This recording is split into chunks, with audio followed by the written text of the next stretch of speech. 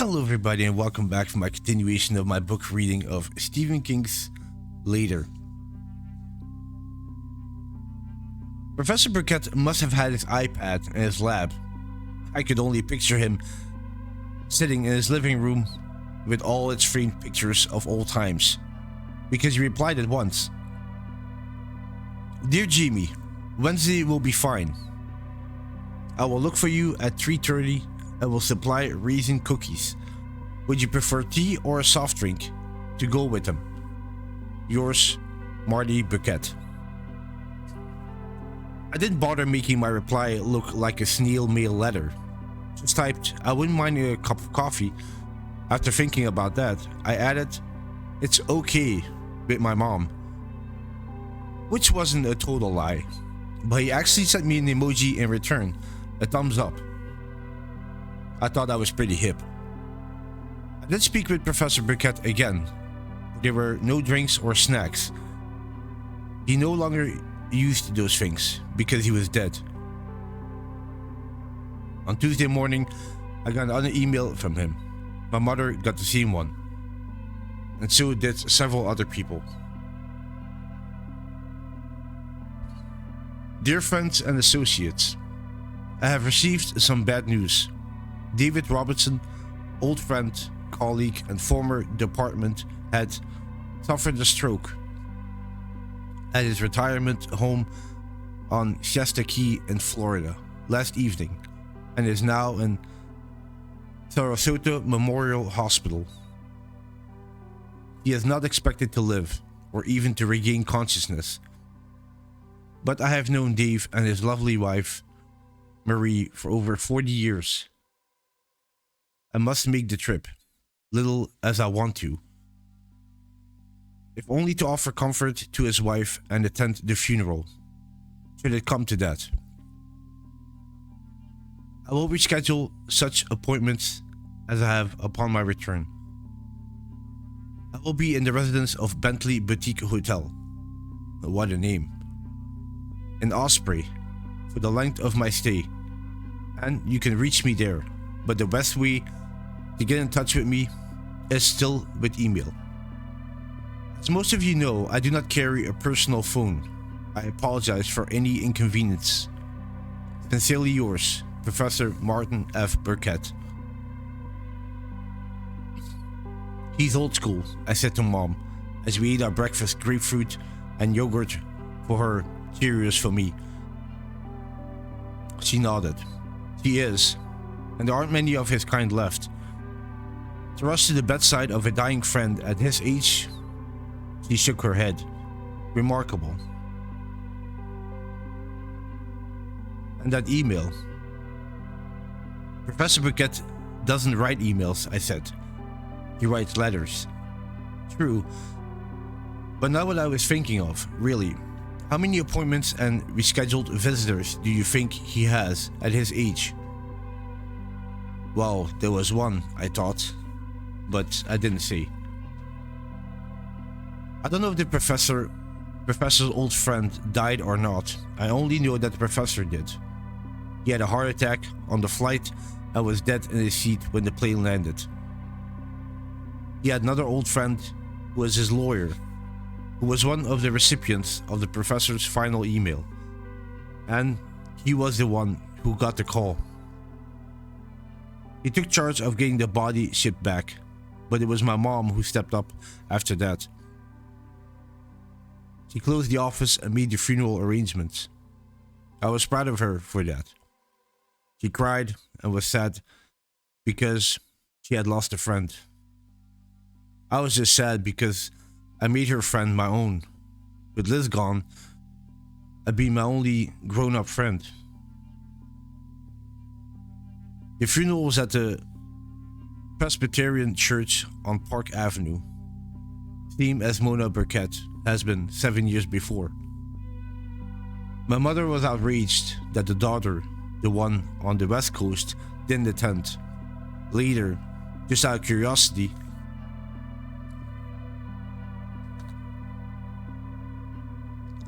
I called up that last email from Professor Burkett and saw he hadn't been one of the recipients.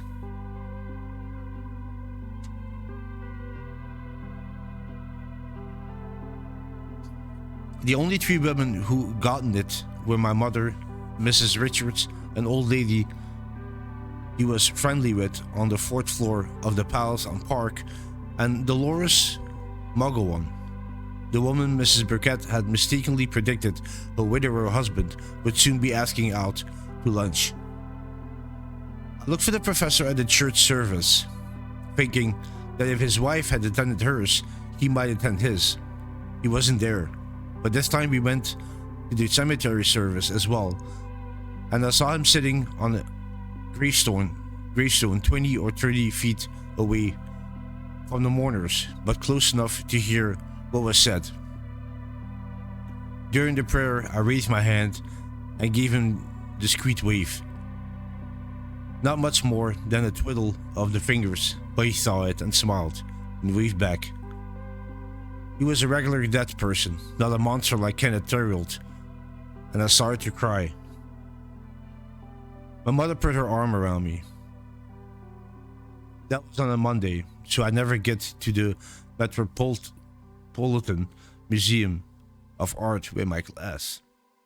I got the day off to go to the funeral, and when we got back, I told my mother I want to go for a walk, that I need to think.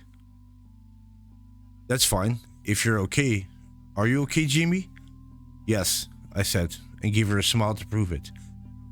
Be back by 5 or I'll worry. I will be. I got as far as the door before she asked me the question I've been waiting for. Was he there? I had thought about lying, like maybe that would spare her feelings, but maybe it would make her feel better. Instead, yes, not at the church, but at the cemetery. How did he look? I told her he looked okay, and that was the truth.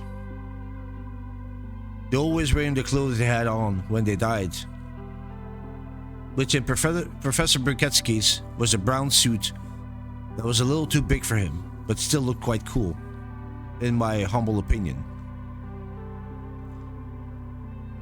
I like that he put on a suit for the plane ride, because it was another part of being old school, and he didn't have his cane, possibly because he wasn't holding it when he died, or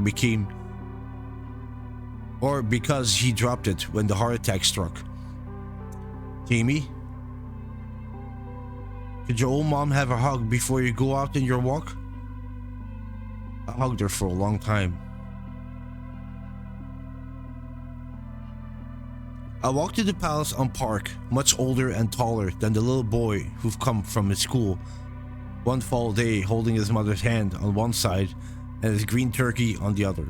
Older, taller, and maybe even wiser, but still the same person. We change and we don't, and I can't explain it. It's a mystery.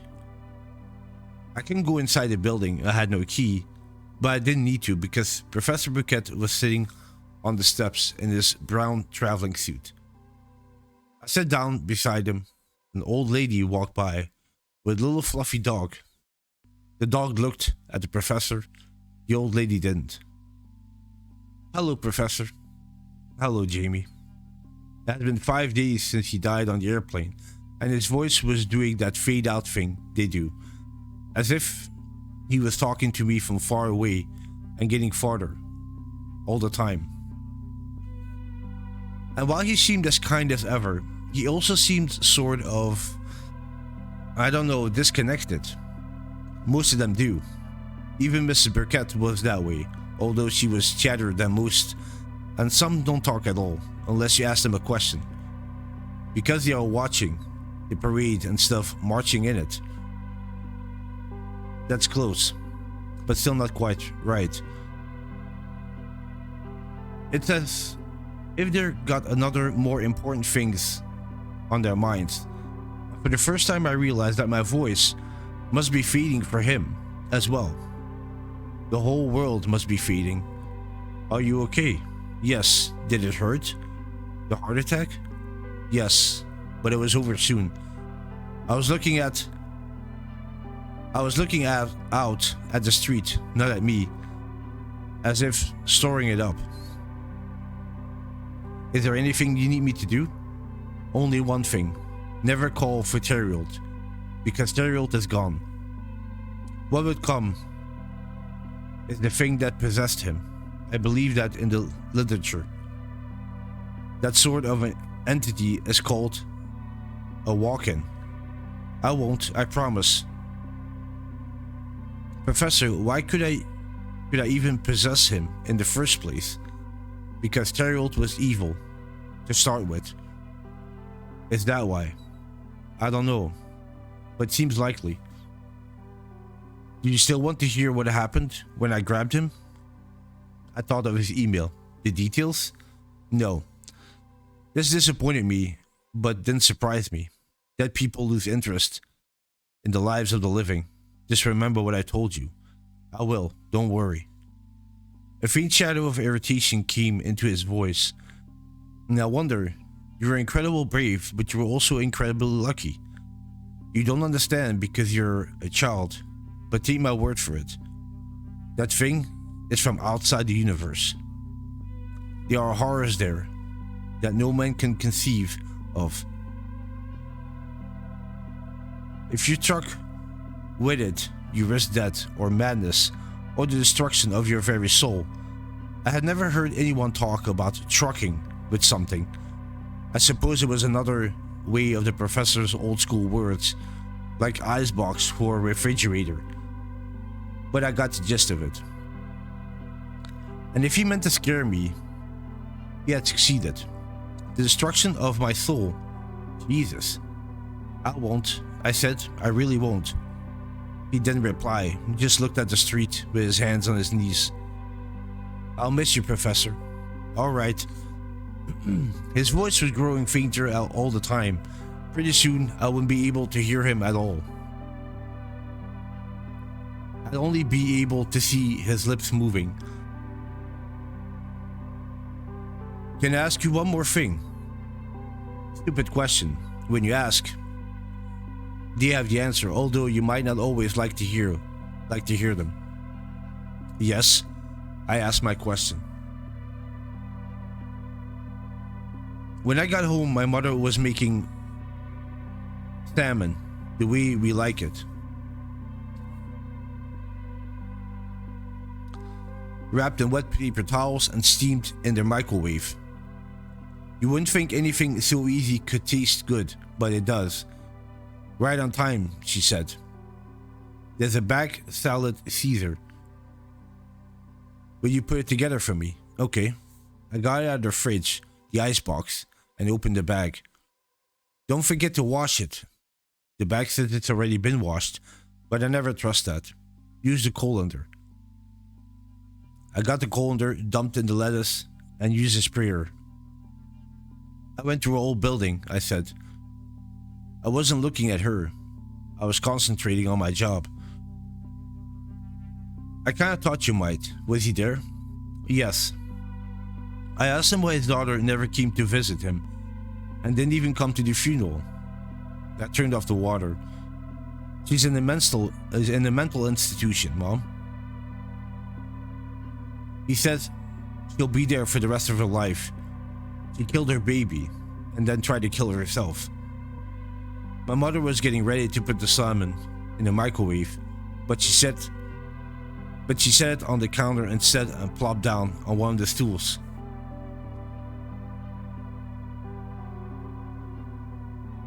Oh my God. Mona told me she was an assistant in a biology lab in Caltech. She seemed so proud. Professor Paquette said he's catatonic. Yeah, catatonic. My mother was looking down at our dinner to be. The salmon's pink flesh of glimmering through its shroud of paper towels. They seemed to be thinking very deeply. Then the vertical line between her eyebrows smoothed out. So now we know something we probably shouldn't. It's done and can be undone. Everybody has secrets, Jamie. You'll find that out for yourself in time. Thanks to Liz and Kenneth Theriot, I had found out already, and I found out my mother's secret too, later. Kenneth Terrell disappeared from the news, replaced by other monsters. And because he had stopped haunting me, he also disappeared from the forefront of my mind. As that fall chilled into winter, sorry. I still had a tendency to step back from the elevator doors when they opened, but by the time I turned 14, that little tick had disappeared. I saw other dead people from time to time, and there were probably some I missed since they looked like normal people unless they died of injuries or you got right up close. I'll tell you about one, although it has nothing to do with my main story. He was a little boy no older than I had been on the day I saw Mrs. Burkett. He was standing on the divider that runs down the middle of divider that runs down the middle of Park Avenue, dressed in a red short and a Star Wars t-shirt. He was paper pale, his lips were blue, and I think he was trying to cry, although there were no tears. Because he looked vaguely familiar, I crossed the downtown side of Park and asked him what was wrong, besides being dead. I can't find my way home. Do you know your address? I live on 490 2nd Avenue, apartment 16B. He ran it off like a recording. Okay, I said, that's pretty close. Come on, kid. I'll take you there. It was a building called Kips Bay Court. When we got there, he just sat down on the curb. He wasn't crying anymore, and he was starting to get that drifting away look they all get. I didn't like to leave him there, but I didn't know what else to do. Before I left, I asked him his name, and he said it was Richard Scarletti. Then I knew where I'd seen him.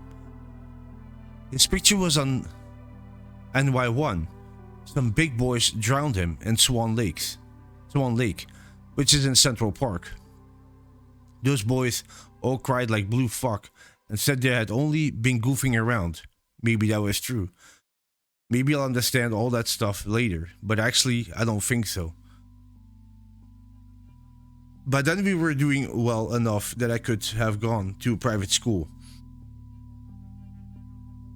My mother showed me brochures from the Dalton School and the Frantz Seminary, but I chose to stay public and go to Roosevelt, home of the Mustangs.